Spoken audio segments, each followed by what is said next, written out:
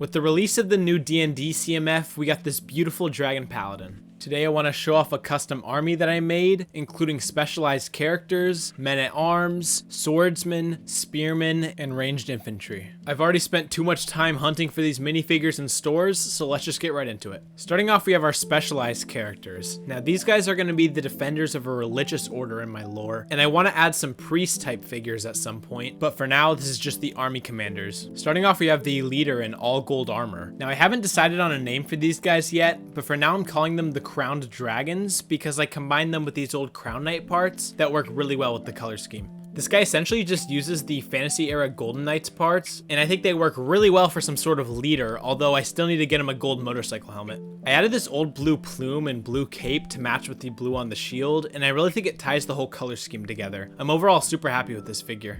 Next up, we have the leader of the men-at-arms. I gave him the Dragon Paladin's armor with a Rohan helmet to really match that heavily armored look that I was going for, and I think they match up really well. I've also given him this huge hammer, and I think it works perfectly for the leader of the men-at-arms. To finish him off, I've given him a gold cape to signify his command, and I think it works really well for this figure. Moving on, we have the commander of the infantry. I gave him the chest print from the Dragon Paladin as it looks absolutely beautiful, and then I've given him these shoulder pads to differentiate him from the swordsman. I really like the look and personality of this face print and hair combo, although I do want to give him a white cape in the future. It's a pretty basic design, but I'm still super happy with this character. For our final specialized character, we have the commander of the ranged infantry. Most of the army is pretty heavily armored, so I wanted to give this guy a slightly less armored look with these blue arms instead of these silver chainmail arms. I've given him the Series 19 Fright Knight torso because the chainmail looks really nice, and then these old Castle 2013 legs match up really well with the silver and gold. I really love this face print and hair combo, and this character's only really missing a cape. Other than that, I'm really happy with him.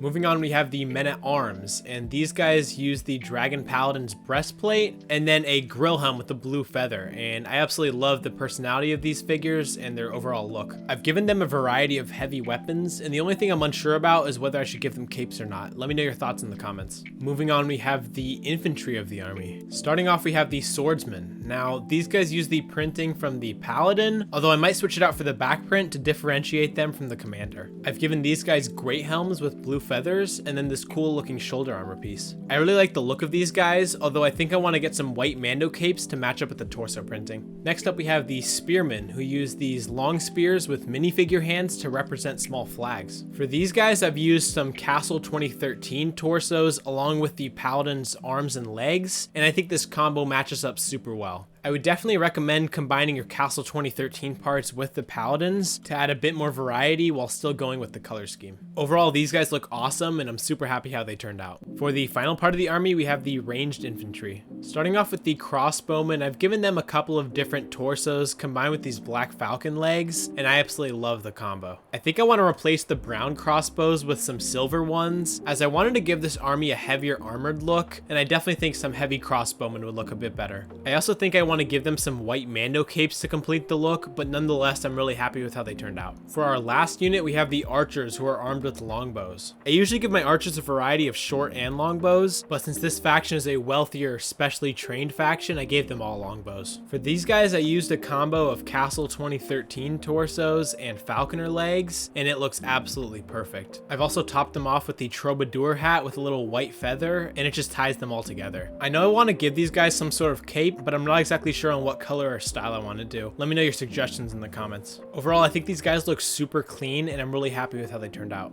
I've been experimenting a bit using the gold dragon head as a decoration, but I'm not sure if it looks weird. Let me know your thoughts in the comments, as I'm planning a mock for these guys in the near future. Anyways, that is it for this army showcase. Let me know if you enjoyed it, and let me know how many Dragon Paladins you found so far. If you liked the video, leave a like and consider subscribing because I make LEGO Castle content every Saturday. As always, thank you for watching.